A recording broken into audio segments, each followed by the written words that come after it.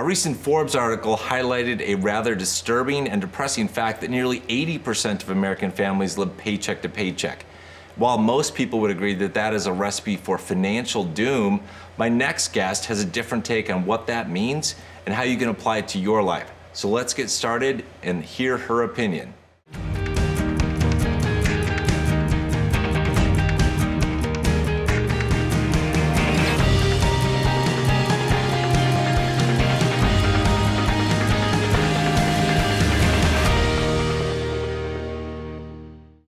Welcome back to Zero to Hero. My name's Ethan, and on this channel we talk about different topics that help you improve your life. And one of those things is financial well-being, financial knowledge.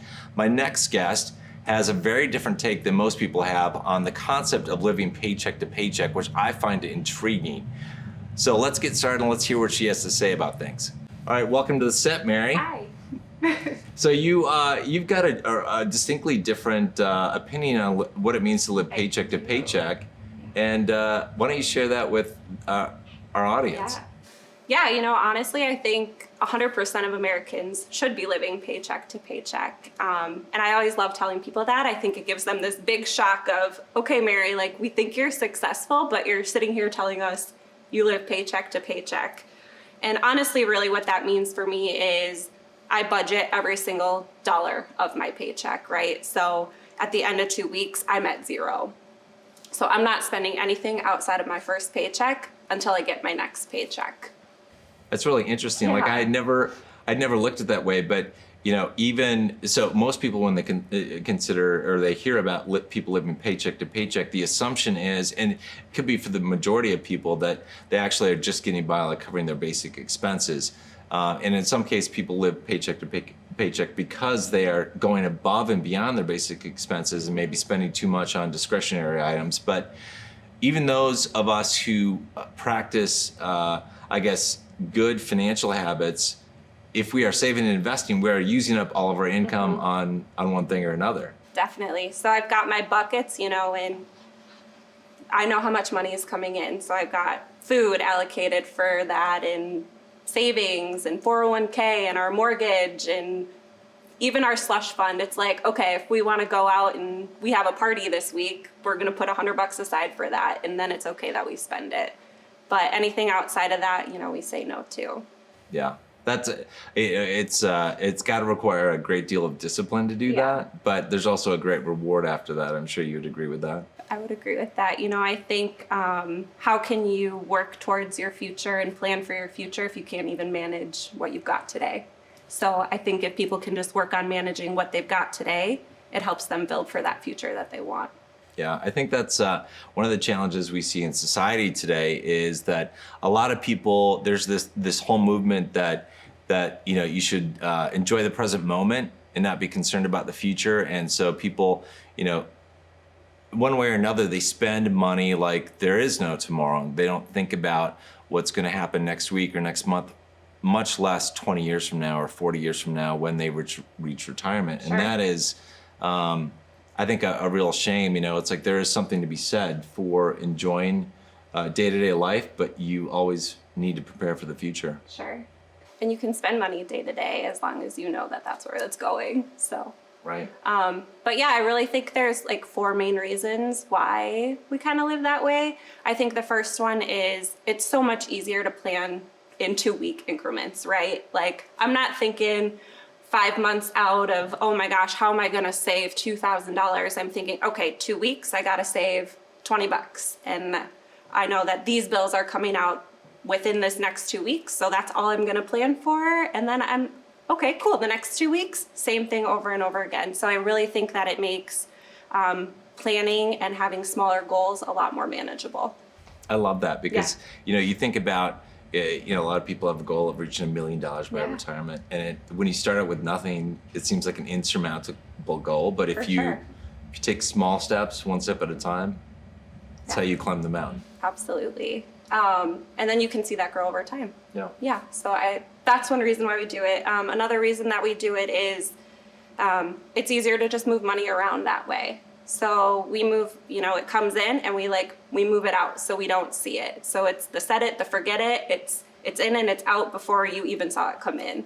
So like I said, setting that up every 2 weeks, and I don't even see, 30% of the money that I'm making, because by the time it hits my bank account, it's out of my bank account in my savings fund where I can't touch it.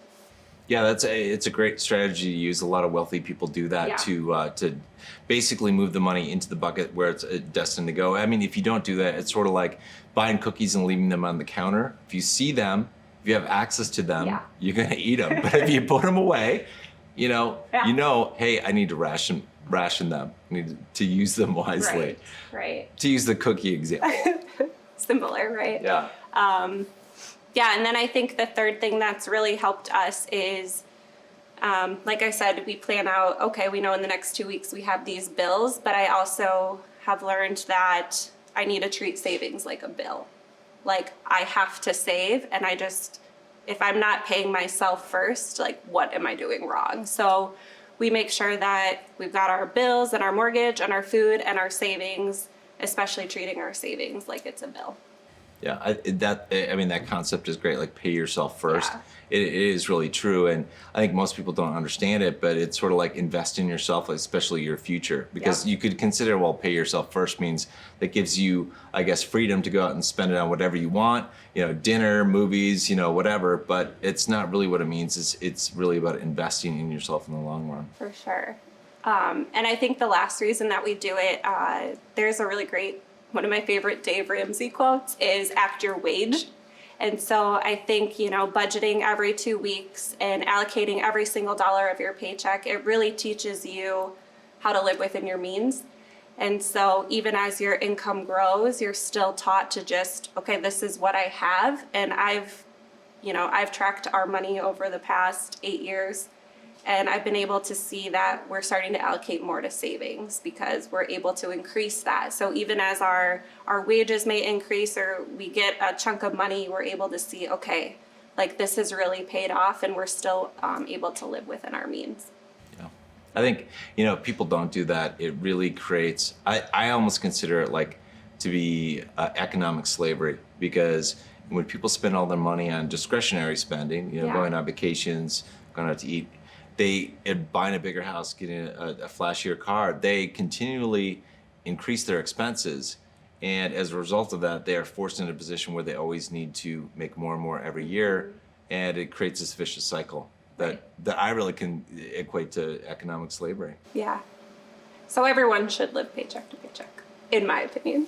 I love your take on things. It's it's something you don't really hear that perspective, but it is true. Yeah. It's just it's a change in terminology and how you look at things. For sure. So what do you think about the statistics that Forbes came out with? I've seen statistics, on other topics, like I think I saw one where the majority of Americans can't come up with $400 to cover an emergency bill. Mm-hmm. And what does that tell you about the state of, I guess, on the one hand, the American economy, but also the financial habits and maybe the earning power of the vast majority of Americans? Yeah, I think you've mentioned this before. I think there's a huge gap in the education on how to manage your finances. And I think that just starts at home.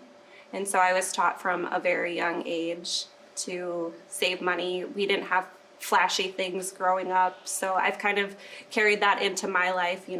All of my cars are 10 years plus, but we don't have car payments on them because it gets me from A to B. What more do I need? I'm able to go on those trips and do that kind of fun stuff.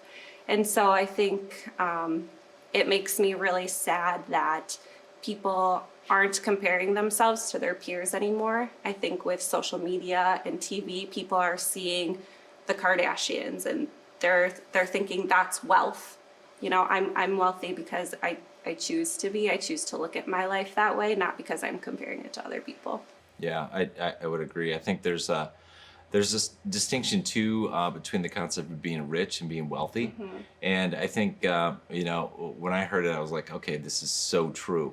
And the person I heard it from, they said, rich is when you have things, or you look like you have things, the big house, the flashy cars, the nice clothes, whatever, the vacations that you're taking. But wealth is really what's behind the scenes. Mm-hmm. And it's really like, how self-sufficient are you? What kind of investments have you built up? That's true wealth. Right. Like when you are able to really step away, not this endless cycle of trying to one-up each other and and feeling like you need to live up to somebody else's standards. Right. Yeah, very interesting. Definitely financial education is something that is severely lacking especially in the U.S. at least. I mean, we're never taught that in school. Were you ever taught that in school? Anything about finance, really? No. Other than economics, like at a macro scale? No. Yeah. No, not how to do taxes, how to balance a checkbook, what a 401k is. I remember going into my first job, and I'm so thankful that CMO was starting at the same time as me, because I was like, what am I supposed to do here? And she's like, at least do the minimum. And I'm like, oh my, if she didn't tell me that, I would have missed out on all that money that I don't even think about, because I never even saw it. So right. But the other thing, think about this. So, going into a new job when you're brand new, like you don't really know what a 401k is. Yeah. And then even when somebody says, okay, allocate this certain percentage of money to a 401k, do you really know what's inside or how it works? I have no idea. And how many, what you're paying in fees, it's like this black box that you're putting money into every paycheck that you're hoping works out because other people say it's going to. Sure. That's what you should be doing. Yeah, and they're like, hey, just pick this target date fund, because that's when maybe you will retire. And they're like, okay, and you never go and look and research, like, how is it performing, or what are the other options that I have? So you have three options. You want conservative, high growth, or ultra conservative, or middle of the road. And it's just it is very confusing. But I want to thank you so much, Mary, for coming on board. I love your different perspective on things. As always, we really I certainly value people's opinions on different things. It helps me learn different viewpoints and just kind of expand my view. So thank you so much for coming on. You're welcome. Really appreciate it. Are you gonna live paycheck to paycheck now? I already am, I guess. I already am. Thank you so much.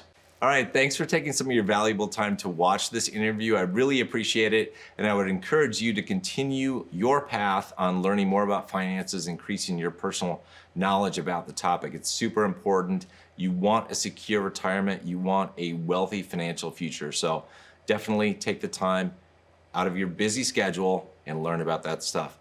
Until next time, take care, good luck, and thanks again.